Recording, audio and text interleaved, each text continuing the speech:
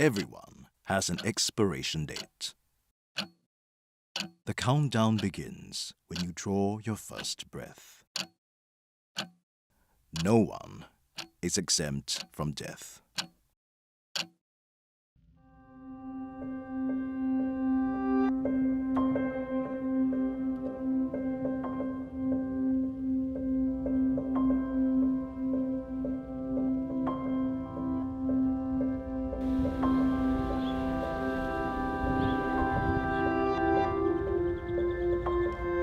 Burial methods on our tiny island have changed over the years.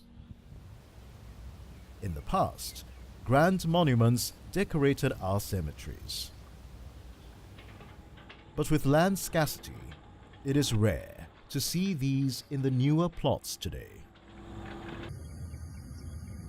In fact, the dead are also being evicted from their homes to make way for the living.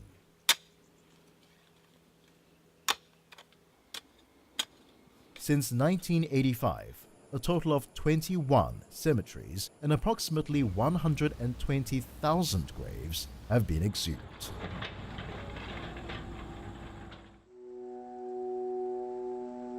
Cremated remains are now stored in columbariums in various locations island-wide. Urns are positioned accordingly to feng shui in these designated areas.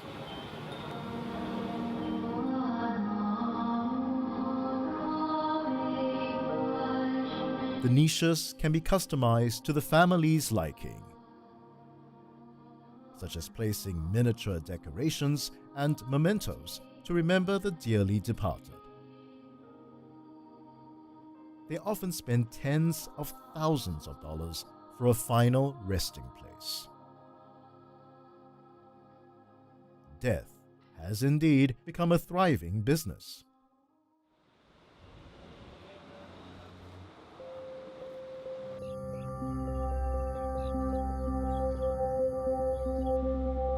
The superstitious avoid the topic of death, believing it to be a bad omen. However, some see no harm in dealing with death and have turned it into a livelihood. Meet Ang Jo Lee. Born into a family of 4, Ang Yu Sing's second daughter took the funeral industry by storm and created her own identity. No, you all do the invitation, don't send the food. Okay. Food give on 23rd, no time. My dad passed away in 2004. He left behind a business. I have an elder sis and 2 younger siblings. And my mom was a housewife who was only assisting my dad. So it only makes sense for me to come into the business right at that point to assist my mom. And so that's the reason why I joined this industry. However, her success did not come by chance. Jo Lee's presence was uncommon in a male-dominated industry. 1942, just before the start of the Japanese occupation in February 1942. I'm always interested to be in the industry, but back then my mom was not so receptive to the fact of having female in the industry, and I think she had no choice because I wouldn't say I'm rebellious, but I would say that I didn't give her a choice. I just told her, Mom, I'm going to quit my job and help you. Nobody really knows who we are, so we have to slowly build the reputation. I try to change a lot of practices, or I have new ideas, so I try to influence my dad's staff. They usually say, 你会不会的? You know, can you do it? So that really acts as a driver to me, you know, to one day give a different perspective about the industry, to make female funeral directors be respected.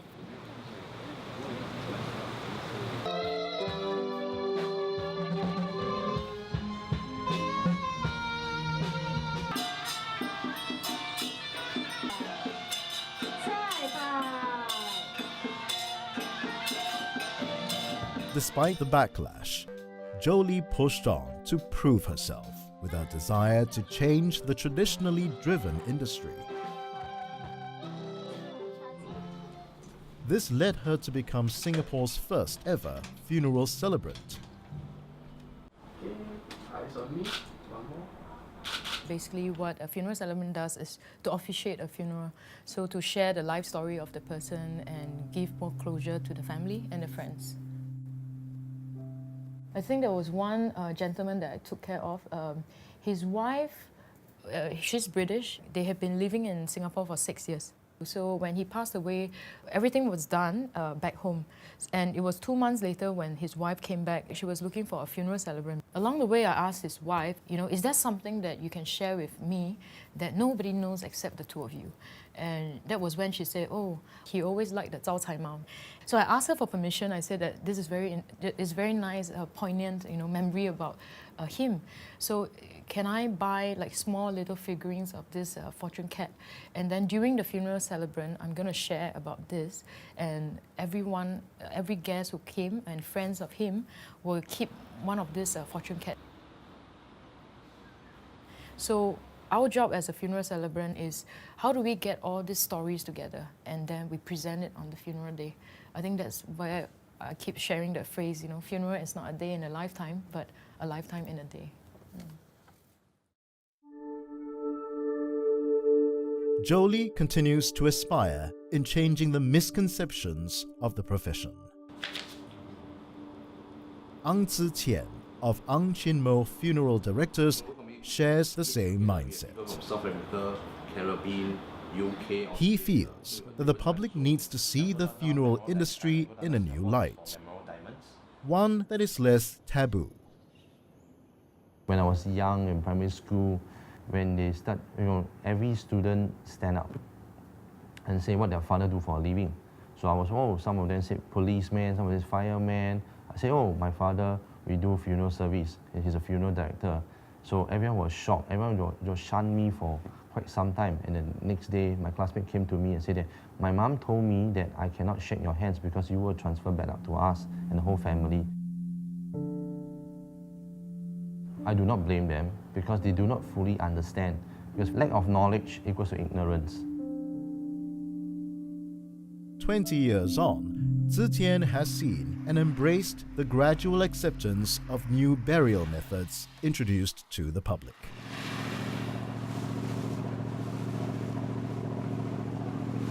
Welcome to Singapore's latest burial ground. Over the last 3 years, sea burials have gained popularity by 20 to 30%. Judy Kong chose this approach to send off her beloved auntie. We didn't have to look for land for burial. We didn't have to get a niche for her. It will allow her spirit to go free. So I feel it's a preferred mode of burial.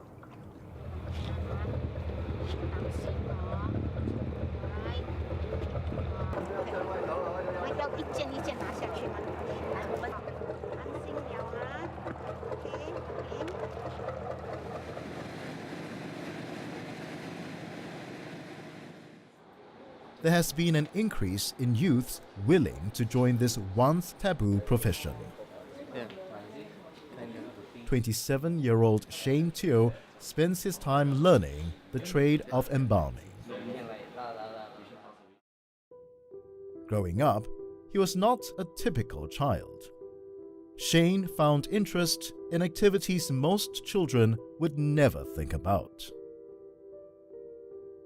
As a child, I used to have a lot of VHS tapes of documentaries on human anatomy, as well as horror movies. So that sort of like desensitized me to the whole morbid aspect of it. So I don't actually see it as something which I should be afraid of, because I've seen it through the screen a lot, and that in fact sparked an interest in me to find out what goes on beneath the skin. We can tell from the way When he joins the firm, I can tell that he's very committed. As I get to know him, he shared with me that he actually has interest in becoming an embalmer. And I asked him, Shane, what can I do to help you? So this is primarily my role. I'm grooming the next generation of funeral professionals for the death care industry. The new generation has come to terms that death is here to stay. You either shun it or fully embrace the business practices and traditions of this unique industry.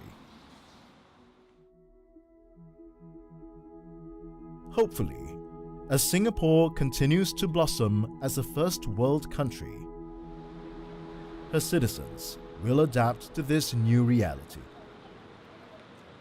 Extended family members like aunties and uncles do ask me why would I want to take up such a profession. It's a dirty job. There's lots of bodily fluids which you might get in contact with, and sometimes you expose yourself to the risk of getting HIV and stuff like that. But like any other medical profession, being a nurse, being a doctor, you're exposed to the same things.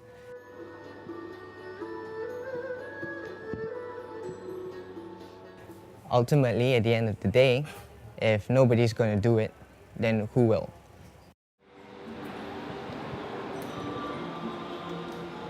The funeral industry is not just a business. It is a calling.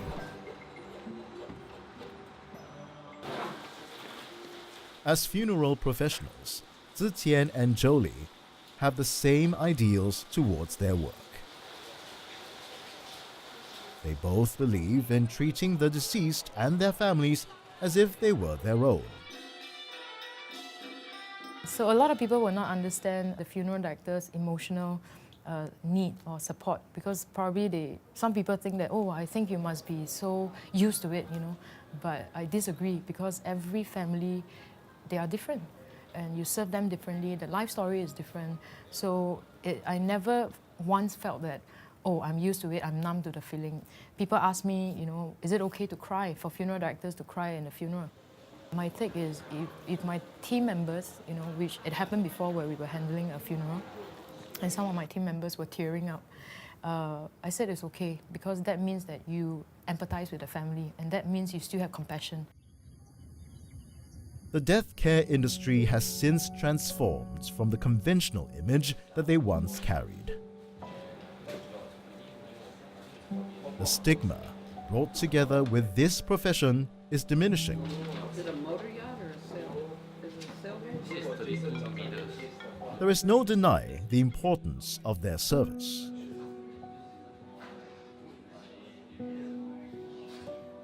I would say for me, what I feel strongly about is that if you do have a belief or something, then you stick to it. You don't let other people's perspective get to you, because the moment you do that, you start losing yourself.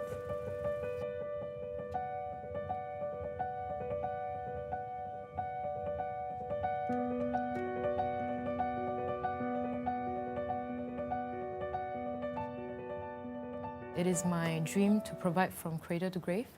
So when you ask me whether will there be a day, I don't think I will be bored with what I'm doing. It's always looking at how can we better serve. I always share that the reason why I really like my work is because my work is like my teacher to life.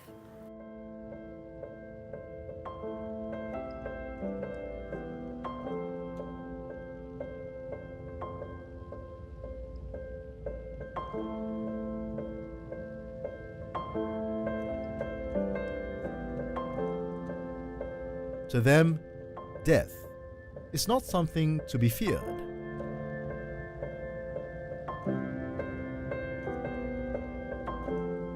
It is but the threshold upon which they write the final chapter to begin your next adventure.